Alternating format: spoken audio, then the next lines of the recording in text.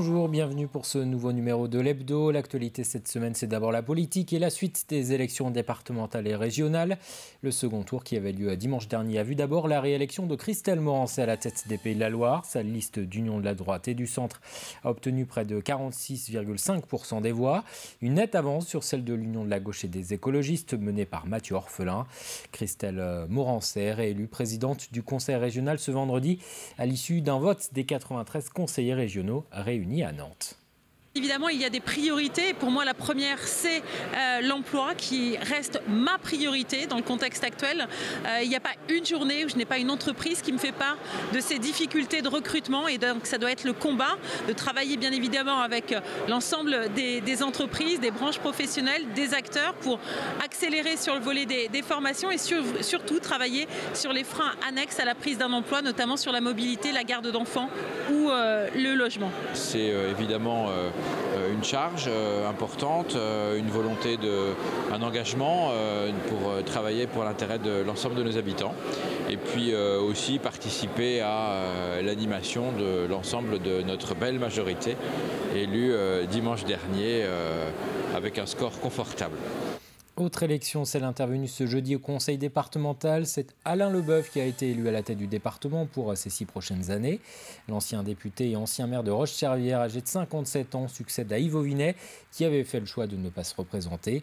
Alain Leboeuf qui présidera une assemblée sans opposition. Les 17 cantons du département ont tous été remportés dimanche dernier par la droite. Dans son premier discours, Alain Leboeuf a adressé quelques-unes de ses priorités, dont la transition écologique. Effectivement, nous sommes à une époque où le monde bouge et la Vendée bouge. Donc les transitions repérées que vous avez pu le remarquer, ma première transition était la transition sociale. Mais bien évidemment, il y a aussi des enjeux majeurs autour de l'écologie d'une manière générale. Nous sommes un département avec 250 km de côte.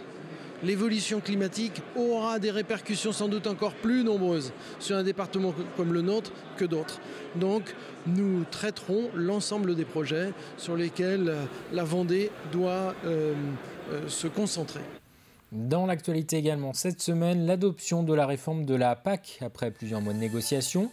Les 27 ministres de l'Agriculture de l'UE ont entériné lundi les nouvelles règles de la politique agricole commune. À partir de 2023, davantage de subventions européennes seront versées aux agriculteurs qui participent à des programmes environnementaux. Des mesures en faveur de la biodiversité sont aussi prévues, comme l'obligation de rotation des cultures. Une disposition qui inquiète certains agriculteurs vendéens engagés en conventionnel. Sur mon exploitation qui produit du maïs semence, j'opère très souvent des découpages dans mes îlots, donc des découpages de parcelles. Et donc il se peut que sur une bande, sur un angle de champ, on puisse avoir 2 années de suite du maïs semence par exemple. Et donc cette mesure peut occasionner la perte de certains contrats de production. Ça peut être à minima une diminution de ces contrats-là. Donc ça peut être oui, très impactant. Inquiétude exprimée également par les agriculteurs engagés dans une démarche bio. Ils ont d'ailleurs manifesté ces dernières semaines pour exiger une future PAC plus ambitieuse en matière d'environnement. Ils craignent également une baisse de certaines aides européennes qu'ils recevaient jusque-là. Écoutez. Jusqu'à maintenant, donc pour ceux qui se convertissaient, pendant 5 ans, ils avaient le droit à l'aide à la conversion, qui est plus importante. Parce que quand on passe au bio, en fait, on a une perte de production qui était compensée par ces aides. Et au bout des 5 ans, jusqu'à maintenant, on avait une aide au maintien. C'est-à-dire que pour que les agriculteurs qui, au bout de 5 ans, étaient convertis au bio, ne repassent pas à l'agriculture conventionnelle, qui serait une aberration, quoi. C'est un petit peu... faire un pas en arrière et donner un signal négatif par rapport aux objectifs en fait, qui sont de développer l'agriculture biologique. Des propos recueillis par Marie-Aimée Copleutre. Au chapitre santé, la mobilisation ce mercredi du personnel du service des urgences du CHD de La Roche-sur-Yon. À l'approche du pic d'affluence touristique de l'été en Vendée, les soignants dénoncent une dégradation de leurs conditions de travail et un manque de personnel, notamment la nuit. Des difficultés renforcées par le manque de médecins urgentistes sur l'ensemble du département.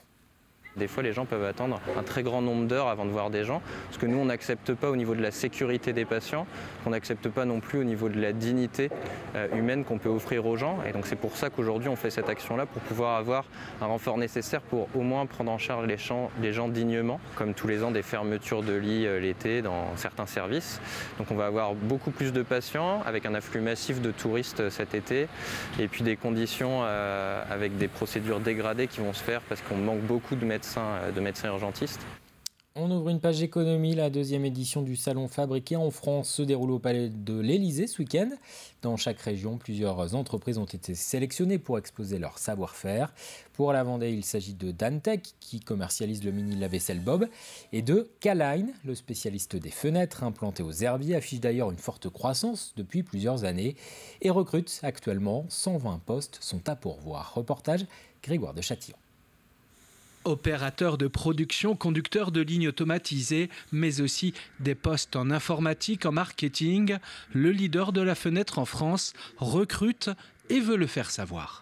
Il y a 2 jours, on fêtait le départ en retraite d'un salarié, Jean-Jacques, qui fêtait 45 ans de fidélité à K-Line. Voilà, donc c'est ça qu'on propose, c'est une progression et la possibilité de faire différents métiers et d'évoluer au sein de l'entreprise. 120 postes sont à pourvoir aux herbiers, sauf qu'ici c'est compliqué. C'est le taux de chômage le plus faible de France. Alors, il faut redoubler d'imagination pour attirer des candidats. En place, job dating, after work et de plus en plus de recrutement sans CV. On a beaucoup développé ça avec Pôle emploi, ce qu'on appelle les MRS, méthode de recrutement par simulation. On croit beaucoup en ça.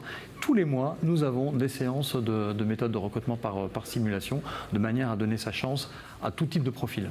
Ce n'est pas nouveau, mais le premier employeur des herbiers met toutes les chances de son côté pour pourvoir ses postes, tout comme la visite d'entreprise, importante pour le fabricant de fenêtres qui fait travailler près de 1600 salariés. Le candidat peut alors découvrir les conditions de travail et les postes proposés. Par ailleurs, et là c'est plus original, les employés peuvent aussi coopter au sein de leur entreprise et ensuite ils sont récompensés. Si un salarié identifie une personne et que cette personne intègre nos effectifs et qu'elle y reste au moins 6 mois, à ce moment-là, il bénéficiera d'une gratification. Pour l'entreprise familiale, recruter est plus que jamais l'une de ses missions les plus difficiles, un frein pour le développement de K-Line qui affiche une forte croissance depuis plusieurs années.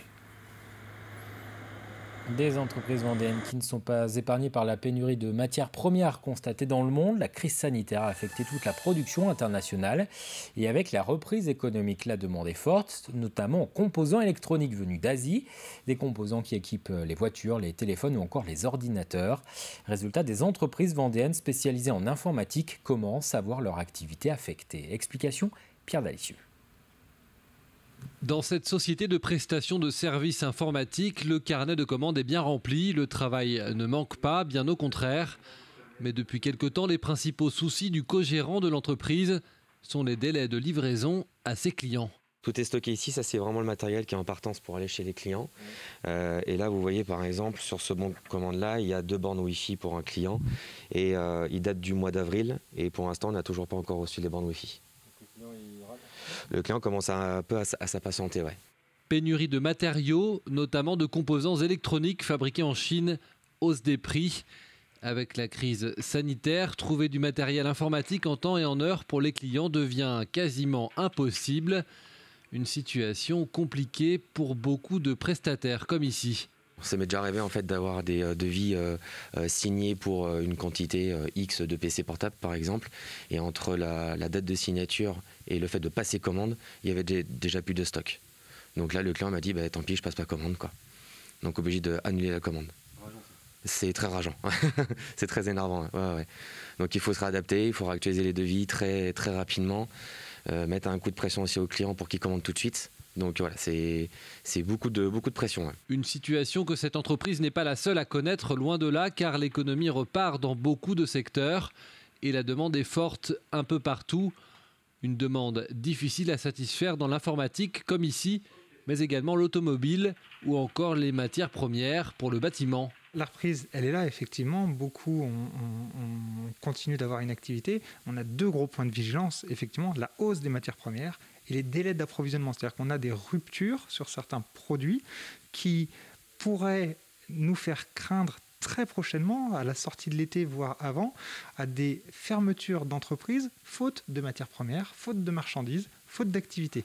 En attendant un retour à la normale, cette entreprise prévoit, pour satisfaire ses clients en temps et en heure, d'acheter beaucoup plus de stock qu'avant, quitte à faire un trou dans sa trésorerie.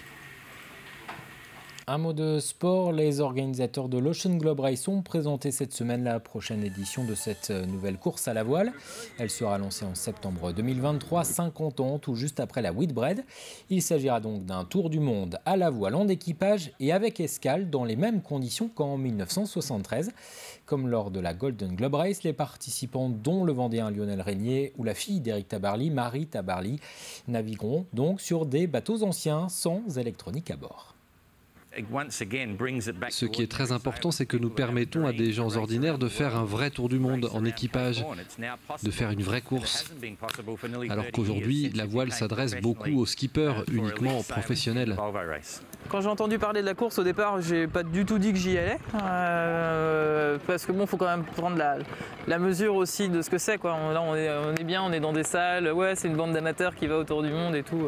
Quand on va se retrouver dans le Grand Sud au Sextant, ça va être une autre histoire. Pour terminer cet hebdo, c'est la 17e édition de la Nuit des musées ce week-end, l'occasion de repasser la porte de plusieurs lieux culturels qui ont été fermés ces derniers mois. C'est le cas de l'Historial de la Vendée. Le site des Lucs sur Boulogne propose actuellement une exposition autour du patrimoine vendéen, à découvrir une centaine d'œuvres et d'objets d'art prêtés notamment par une quarantaine de communes vendéennes. Grégoire de Châtillon. Des fragments du retable de l'ancienne église de Ronay, une copie des pèlerins d'Emmaüs. D'après l'œuvre de Titien, un chœur d'église reconstitué d'œuvres venant des 4 coins de la Vendée. Dans le département, 90% des objets protégés au titre des monuments historiques sont des œuvres religieuses. L'exposition rend également hommage à ceux qui se sont intéressés au patrimoine de leur département, comme l'archéologue Benjamin Fillon, avec ici son cabinet de curiosité. Ce sont des objets qui, au moment de la mort de Benjamin Fillon, donc à la fin du 19e siècle, ont été dispersés entre différents musées, entre différentes collections. Et aujourd'hui, dans le cadre de l'exposition, on en a réuni une quinzaine. Donc ce sont des œuvres qui, il y a 150 ans, dialoguaient, qui ont été séparées et aujourd'hui, qu'on remet ensemble dans le cadre de l'exposition. Un peu plus loin, des cloches mises en scène de façon artistique. Un moment à part dans l'exposition. Le patrimoine n'est pas quelque chose de figé, le patrimoine est quelque chose qui bouge. Donc il y a vraiment ce double message historique. On explique l'histoire des cloches, comment et pourquoi elles ont été protégées, et on crée quelque chose à partir du patrimoine. La plus ancienne d'entre elles date de 1487. Elle provient de l'église de Châteauneuf. Le patrimoine, au sens le plus large, suscite de plus en plus l'intérêt du public. Ces, on va dire, 20 ou 30 dernières années, il y a une accélération dans les différents types de thématiques de patrimoine. Et ça, c'est ce qu'on montre à la fin. Donc aujourd'hui, on va s'intéresser au patrimoine maritime, au patrimoine qu'on va trouver dans les mairies, au patrimoine qu'on va trouver dans les collèges, dans les anciens collèges. Et puis, il y a tout le volet sur le patrimoine culturel immatériel, la musique, les recettes de cuisine, les contes, tout ce qui est immatériel. On vous le présente aussi à la fin de l'exposition. Trésor révélé de Vendée, le patrimoine dépoussiéré, à découvrir à l'Historial de la Vendée lors de la Nuit des musées et jusqu'au 29 août prochain. Et parmi les autres sites qui ouvrent pour cette Nuit des musées, le musée du Davio dans le Pays de Mont ou encore le centre minier de Fémoreau. C'est la fin de cet hebdo, merci de votre attention. Rendez-vous ce lundi pour les nouveaux programmes d'été de TV Vendée et vos différents rendez-vous d'information à 12h30 et à 18h. Je vous souhaite un très bon week-end sur TV Vendée.